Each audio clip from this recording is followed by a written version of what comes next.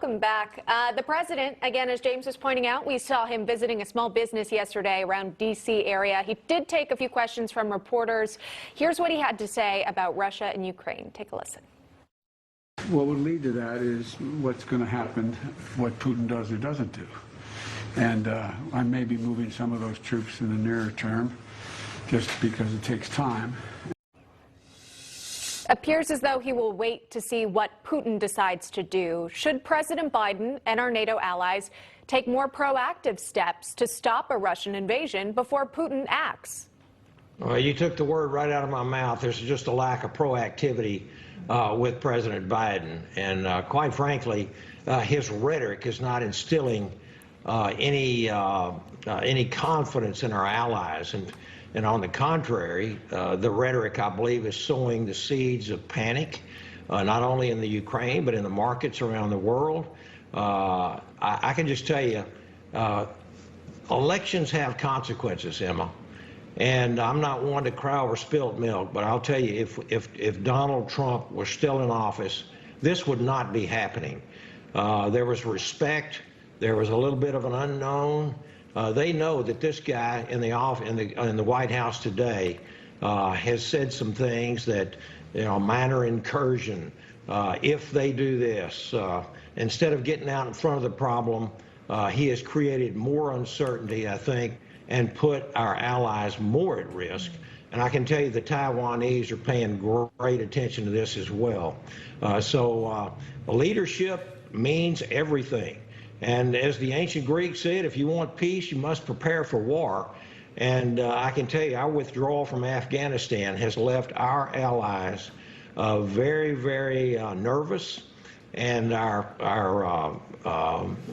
adversaries have become very more emboldened.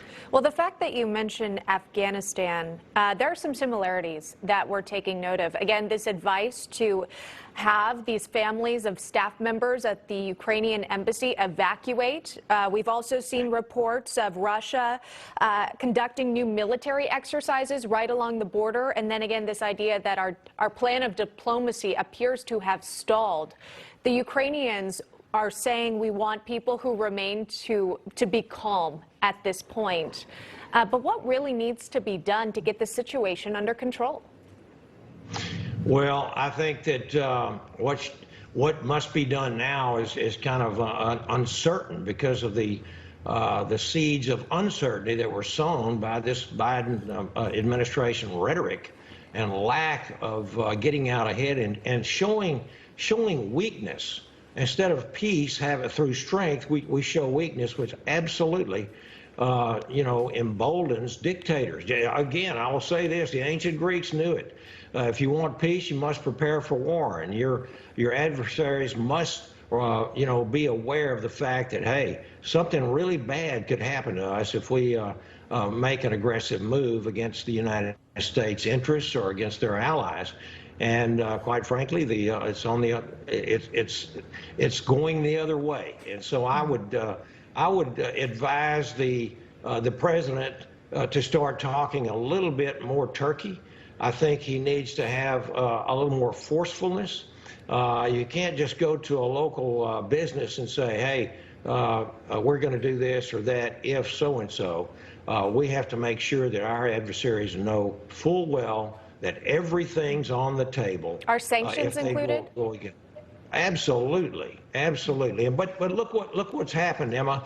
I mean, from this Biden administration, he's waived Nord Stream 2 sanctions on the Nord Stream pipeline after shutting down the Keystone pipeline in the United States. He's caved in to Russia on the restarting the New START treaty for 5 years. He gave up all the leverage that was built up by the Trump administration to limit Russia's nuclear forces.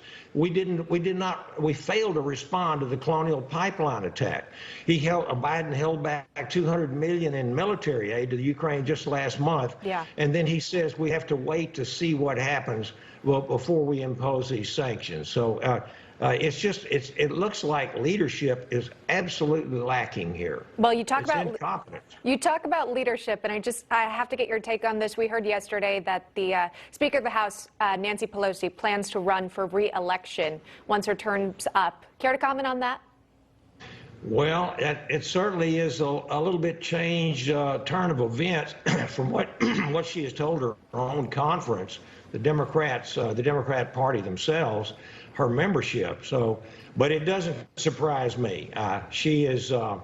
I think that the lady needs to gracefully bow out, and but obviously she's got other things in mind. But I'll tell you, there's going to be a red wave sweep over this country this coming November. And I think we're going to make sure that she is no longer the Speaker of the House of Representatives. We will have a brand new Speaker, and he'll be a Republican, guarantee you. All right. We just got word that the 29th House Democrat will not be seeking re-election, so it will be fascinating to watch the midterms. Congressman Brian Babin, thank you so much. We appreciate it. All right, Emma. Thank you. All right, still ahead, the Biden administration receiving a major blow to the vaccine.